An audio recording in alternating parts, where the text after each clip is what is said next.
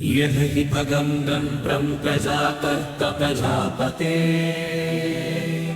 प्रकृतिश्वा बलिं सैमां सापत्यं रक्ष गर्भिणीम् अश्विनौ देवदेवे सा प्रगृह्णादौ बलिं द्विमां सापत्यं गर्भिणी सैमां स रक्षतां पूजयादया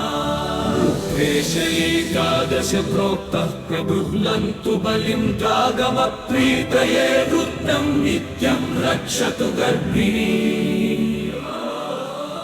आदित्यद्वादश प्रोक्तः प्रगृहीत्वं बलिं पुमां यस्माकं तेजसां वृद्ध्या नित्यं रक्षतु गर्भिणी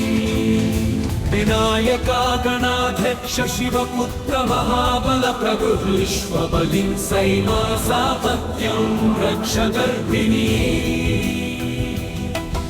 स्कन्दषण्मुख देवे सपुत्र प्रीति विवरण प्रगृह्णाश बलिं सैमा सापत्यं रक्ष गर्भिणी प्रभाव प्रभवस्य महप्रत्यासा मारुतो नं ध्रुवाधरधरा चैनवसवशौ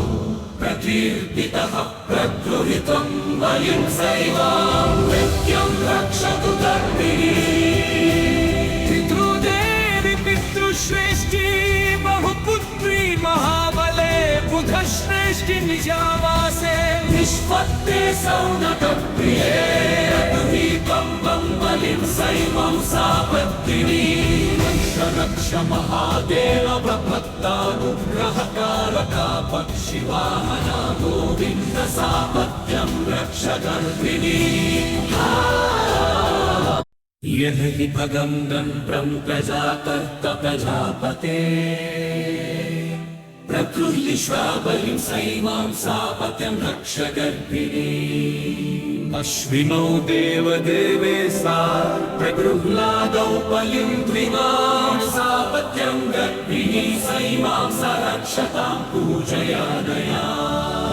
एकादश प्रोक्तः प्रगृह्णन्तु बलिं द्वागमप्रीतये रुद्रं नित्यं रक्षतु गर्भिणी